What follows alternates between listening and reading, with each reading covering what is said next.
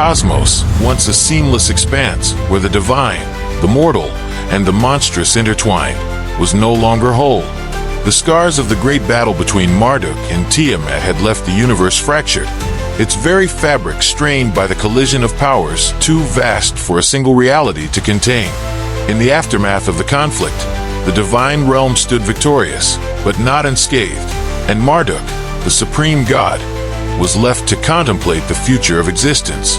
The divine realm, though still a beacon of light and order, bore the marks of the war that had ravaged it. The gods, having rebuilt much of what had been lost, now faced the sobering reality that the threat of Tiamat and her allies could never be entirely vanquished. Tiamat's wrath was eternal, her desire for vengeance unquenchable. Marduk knew that as long as the cosmos remained a single, unified expanse, the danger would persist, a danger not only to the gods, but to all creation. Marduk stood on the highest peak of his celestial palace, his gaze sweeping across the heavens. The stars, once steady and bright, now flickered with an uneasy energy, as if they, too, sensed the tension that gripped the universe. The victory over Tiamat had come at a cost, and the cosmos, once whole, was now a fractured thing, teetering on the edge of chaos. Marduk knew that the time had come for a decision, one that would change the course of existence forever. The dividing of the worlds. In the vast expanse of the divine realm, Marduk summoned the full extent of his power.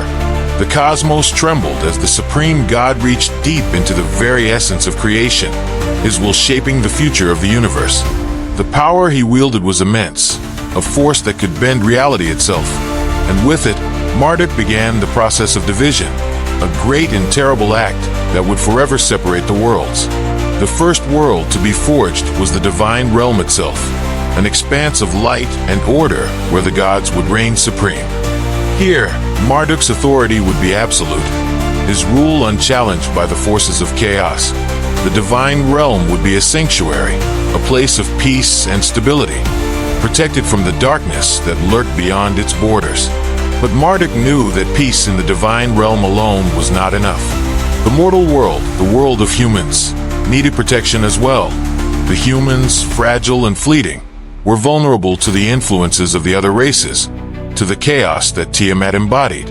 And so, Marduk created a second world, a world of mortal flesh and blood, where the humans would live, free from the interference of the gods and the monstrous beings that had once roamed alongside them.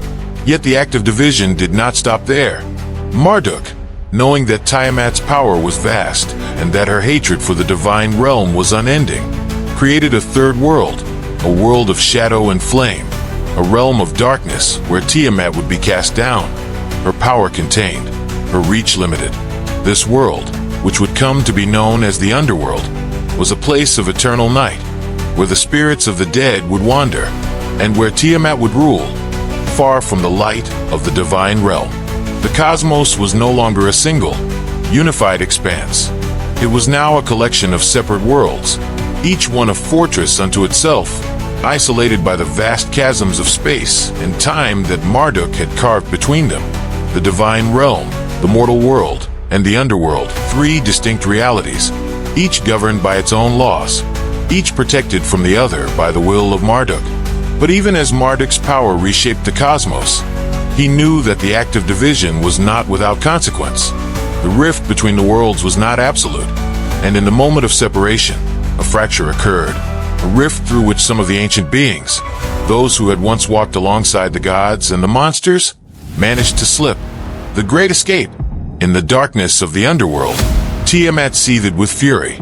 She had been cast down, her power constrained by the boundaries of the new world that Marduk had created. The underworld was a place of torment, a realm of shadows where the light of the divine realm could not reach. It was a prison designed to contain her wrath, to keep her from unleashing her vengeance upon the cosmos. But Tiamat was not so easily defeated.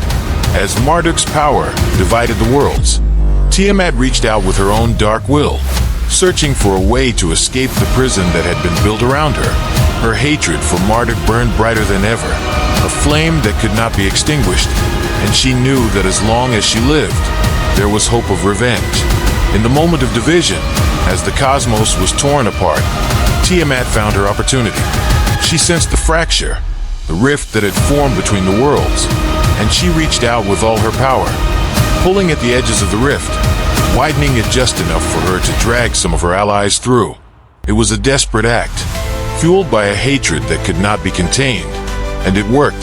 From the underworld, Tiamat dragged the demon race, pulling them through the rift and into the human world. The demons, beings of darkness and chaos, were her most loyal followers, and she knew that they would sow fear and destruction wherever they went. But they were not the only ones to escape. Some of the giants, the ancient beings of stone and strength, followed Tiamat through the rift, as did a few of the dragons, their scales gleaming with the fire of their ancient wrath. Monsters of all shapes and sizes slipped through the fracture, their forms twisted by the chaos that had birthed them. Even some of the witches, those beings of dark magic who had once walked the line between the mortal and the divine, managed to escape the confines of their new world. As the rift began to close, sealing the worlds off from one another, Tiamat herself attempted to escape, but the effort had drained her, and she was forced to retreat back into the depths of the underworld, her hatred for Marduk burning hotter than ever. She had lost much, but she had not lost everything. The demons, giants, dragons, monsters, and witches who had escaped would continue her work in the human world, sowing the seeds of chaos and destruction that she could no longer unleash directly. The birth of heaven and hell, the cosmos, now divided into separate worlds, began to settle into a new order. The divine realm, now isolated from the other worlds, became a place of light and peace, a sanctuary where the gods could rule without fear of invasion. Marduk, from his throne, watched over the cosmos with a keen eye, knowing that the division he had wrought was necessary but imperfect. The rift that had allowed some of Tiamat's followers to escape was a flaw, a crack in the foundation of the new order, and Marduk knew that it would be a source of trouble in the ages to come. The human world, where the escaped beings now roamed, was a place of confusion and fear. The humans, unaware of the cosmic battle that had reshaped their reality, lived their lives in ignorance, unaware that the world they inhabited was no longer the same. The demons, giants, dragons, monsters, and witches who had escaped into the human world began to exert their influence, spreading fear and chaos wherever they went. The humans, though unaware of the true nature of these beings, could sense their presence, and the world began to darken under their influence. But Marduk had not abandoned the human world. Though he could no longer directly intervene, he had placed safeguards within the fabric of reality, protections that would limit the influence of Tiamat's followers. The gods, though isolated in their own realm, would still watch over the humans, guiding them through visions, dreams, and omens. And so, the humans began to worship the gods, offering prayers and sacrifices in exchange for protection from the forces of darkness that now roamed their world. In the underworld, Tiamat brooded, her power constrained but not extinguished. She had lost the battle for the cosmos, but she had not lost her will to fight. The underworld, now a realm of shadows and despair, became her domain, a place where the spirits of the dead wandered in endless torment, where the flames of her hatred burned without end. The demons who had remained with her became her servants, carrying out her will in the depths of the underworld, preparing for the day when she could strike back at Marduk and the divine realm. Thus, heaven and hell were born from the ashes of the great battle. The divine realm, ruled by Marduk, became a place of light and order, a sanctuary where the gods could reign in peace. The underworld, ruled by Tiamat, became a place of darkness and chaos, a prison where the forces of destruction were contained but not defeated. The human world, caught between these two extremes, became a battleground, a place where the influence of both heaven and hell could be felt, where the forces of light and darkness would wage an eternal struggle for control. The eternal struggle. As the cosmos settled into its new order, the influence of heaven and hell began to shape the destiny of the human world. The gods, from their sanctuary in the divine realm, watched over the humans, guiding them through visions and omens, offering protection and blessings in exchange for worship and devotion. The humans, unaware of the true nature of the gods, began to build temples and altars, offering prayers and sacrifices in the hopes of gaining favor. But the influence of Tiamat and her followers was also felt. The demons, giants, dragons, monsters, and witches who had escaped into the human world began to exert their influence, spreading fear and chaos wherever they went. The humans, though unaware of the true nature of these beings, could sense their presence, and the world began to darken under their influence. Wars broke out, kingdoms fell, and the land was ravaged by storms, plagues, and disasters that the humans could not explain. The rift that had allowed Tiamat's followers to escape remained a source of instability, a crack in the foundation of the new order that Marduk had created.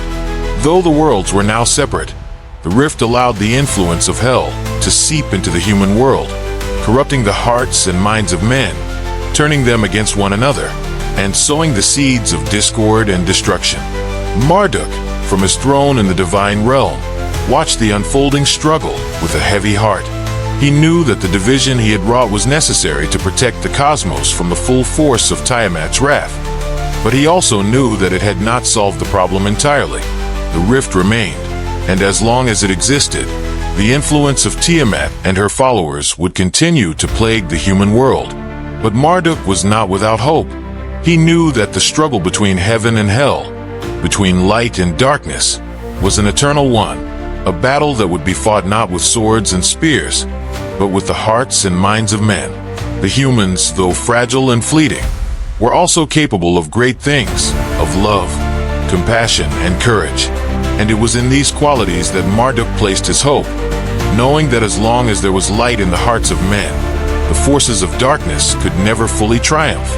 The birth of Ira, the dark flame, in the vastness of the divine realm, where the stars flickered like ancient memories and the heavens stretched into infinity, Marduk stood alone, lost in contemplation. The victory over Tiamat had brought with it the realization that even in triumph, the cosmos was fraught with imbalance. The weak, whether they were gods or mortals, were always at the mercy of the powerful. And now, with the worlds divided and the influence of darkness ever present, Marduk knew he needed to create something, someone, who could protect the weak, something that was neither god nor human but possessed the strength of both. Marduk's thoughts returned to the fire that had aided him in his battle against Tiamat, the dark flame blaze, a force so fierce and untamed that it had consumed all in its path. It was a power beyond the reckoning of gods or men, and yet it was also a power that had saved the divine realm from utter destruction. Marduk knew that this fire held the key to what he needed to create, but it could not exist in its raw form. The dark flame blaze, unrestrained, was too dangerous, too unpredictable. It needed balance, something to temper its fury and harness its strength. And so Marduk made a decision. He would combine the dark flame blaze with an element that could counterbalance its ferocity, an element as ancient and powerful as the flame itself. Marduk thought of the highest peaks of the mortal world, where the air was thin and the earth seemed to touch the heavens. There, atop Mount Kailash in Tibet, lay ice that had been untouched for millions of years, a cold so deep and pure that it could freeze even the mightiest of fires. It was this ice that Marduk would use to temper the dark flame blaze, to create something new, something that could protect the weak and challenge the powerful. The journey to Mount Kailash. Marduk descended from the divine realm, his form wrapped in a cloak of light so radiant that it illuminated the night sky. He crossed the boundaries of the worlds with ease, his presence unnoticed by the mortals below.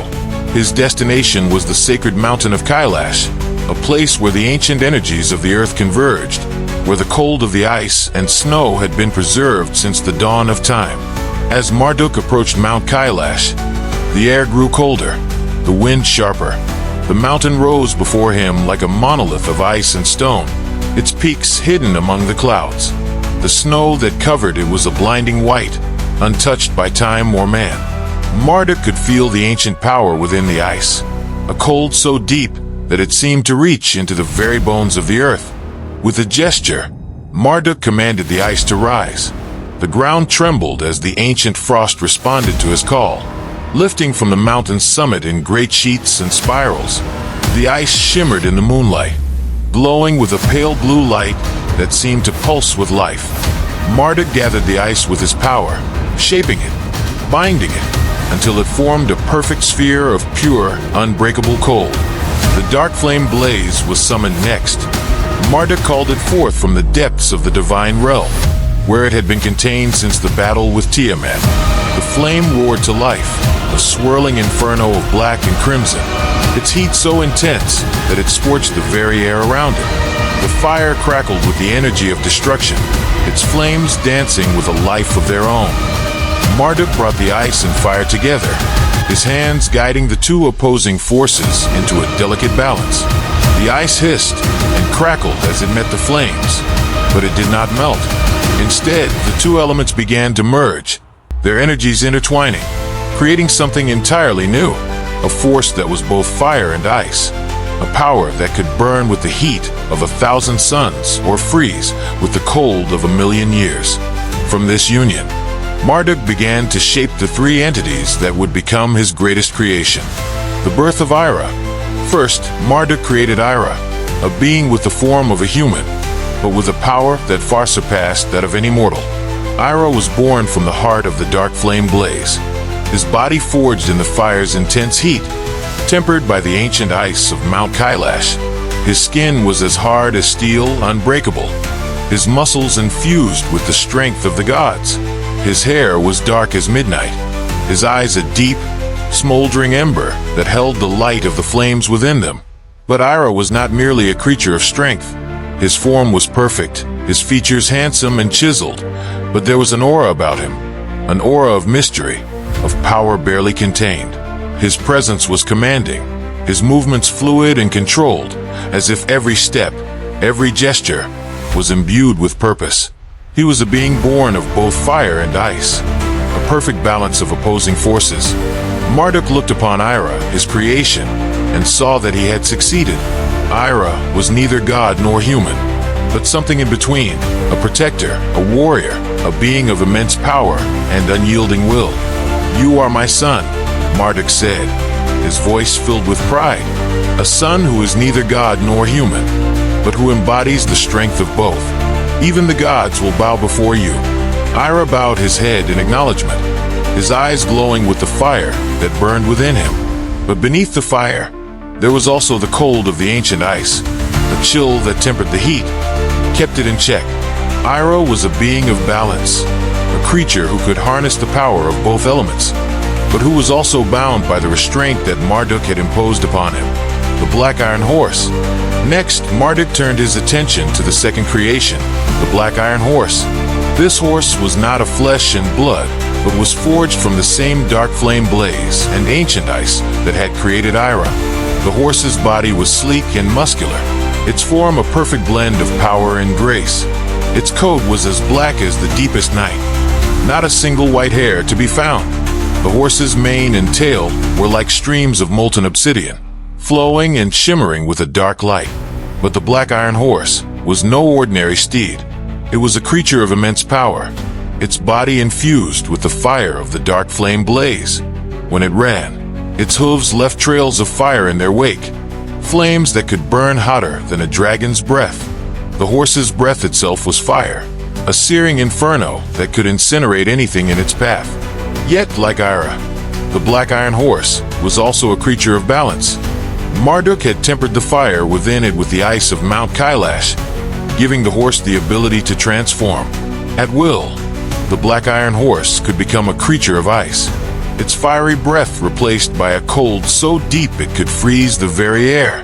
Its body, once blazing with heat, would become as cold and unyielding as the ancient glaciers from which it had been forged. The Black Iron Horse was a perfect companion for Ira, a steed that could match his strength, his speed, and his power. It was a creature of both fire and ice, a being that could adapt to any situation, any battle. But like Ira, the horse's full power was locked by Marduk's will, its flames contained until the day when Ira would be ready to unleash them. The Blazefrost Celestial Sword. Finally, Marduk created the Blazefrost Celestial Sword, a weapon that would become the symbol of Ira's power. The sword was forged from the same fire, and ice that had created Ira and the Black Iron Horse. Its blade a perfect union of the two elements. The sword was long and slender, its edge razor-sharp, its surface shining with a light that was both blinding and beautiful. The Blaze Frost Celestial Sword was not merely a weapon. It was a living entity, a blade that could breathe both fire and ice.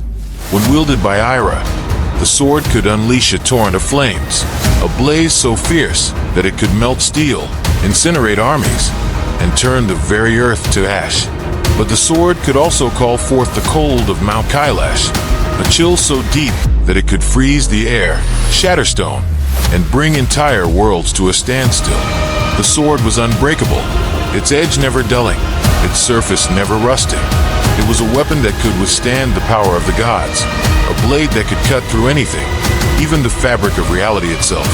But like Ira and the Black Iron Horse, the full power of the Blaze Frost Celestial Sword was locked by Marduk's will. For now, Ira could only harness the cold, the freezing power of the ice that had tempered the flame. Marduk placed the Blaze Frost Celestial Sword in Ira's hand, the weight of the blade feeling natural, as if it had always belonged to him.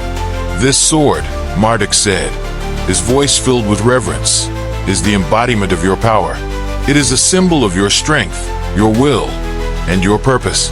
With it, you will protect the weak, challenge the powerful, and bring balance to the cosmos." Ira looked at the sword, its blade reflecting the light of the divine realm, and nodded. He could feel the power within it, the potential that lay dormant, waiting to be unleashed. But he also understood the restraint that Marduk had placed upon him, the reason why the flames were locked away. Ira was a being of balance, and until he was ready, until he had mastered both the fire and the ice, he would wield only a portion of his true power, the protector of the weak. With Ira, the Black Iron Horse, and the Blaze Frost Celestial Sword complete, Marduk knew that he had created something unique, something that could protect the cosmos from the forces of chaos. Ira was neither god nor human, but he was a protector, a warrior who would stand against the darkness and bring balance to the universe. Marduk spoke to Ira, his voice filled with the weight of his responsibility. "You are my son," he said, his tone solemn, "but you are also a protector, a guardian of the weak. The cosmos is vast, and there are forces at play that seek to disrupt the balance, to bring chaos and destruction. It is your duty to stand against them, to use your strength to protect those who cannot protect themselves." Ira nodded, his eyes burning with a quiet resolve. He understood his purpose, the reason for his existence. He was not a god, but he had the strength of one. He was not human, but he had the heart of one. He was a being of balance, a creature who could harness both the fire and the ice, and with that power, he would protect the weak, challenge the powerful, and bring order to the cosmos. But Marduk also knew that Ira's journey would not be an easy one. The forces of chaos were vast, and the influence of Tiamat still lingered in the shadows. There would be battles to fight, enemies to face, and challenges that would test Ira's strength and resolve. But Marduk had faith in his creation, in the balance that he had instilled within Ira. He knew that Ira would rise to the challenge, that he would unlock the full potential of his power when the time was right. The unleashing of the flames. Though Ira could only wield the cold of the ancient ice for now, Marduk knew that the day would come when he would need to unleash the full power of the dark flame blaze. The flames were locked away, contained by Marduk's will, but they were not extinguished. They burned within Ira, within the Black Iron Horse, and within the Blaze Frost Celestial Sword, waiting for the moment when they would be unleashed. Marduk spoke to Ira, his voice filled with a quiet warning. "There will come a time," he said, "when the balance will be threatened, when the forces of chaos will rise once more. On that day, you will need to unlock the full power of the flames, to unleash the fire that burns within you. But until that day comes, you must learn to master the cold, to wield the power of the ice that tempers the flame." Ira nodded, understanding the gravity of Marduk's words. He could feel the flames within him, the fire that burned with a fierce intensity, but he also felt the cold, the chill that tempered the heat and kept it in check. He knew that his journey would be one of balance, of learning to control both elements, to harness their power without being consumed by them. And so, Ira began his journey, with the Black Iron Horse by his side and the Blazefrost Celestial Sword in his hand. He rode through the cosmos, a protector of the weak, a challenger of the powerful, a being of immense strength and unyielding will. The flames within him remained locked, their power dormant, but he knew that one day, when the time was right, he would unleash them, and on that day, the cosmos would tremble before his power, and even the gods would bow before him. For now, Ira rode through the night, his presence a beacon of hope in a cosmos fraught with darkness. The cold of Mount Kailash guided him, kept him focused, kept him in balance. And as he rode, the Black Iron Horse's hooves leaving trails of frost in their wake, Ira knew that his journey had only just begun. The cosmos was vast, and the forces of chaos were many, but he was ready to face them, to protect the weak, and to bring balance to the universe. And as Marduk watched his creation ride into the night, he knew that he had done what was necessary to protect the cosmos. Ira was his greatest creation, a being of balance, a protector of the weak, and a warrior who would stand against the forces of chaos. The flames were locked, the power contained, but Marduk knew that when the time came, Ira would be ready to unleash them, to harness the full power of the dark flame blaze, and to bring order to a cosmos that was ever on the brink of chaos.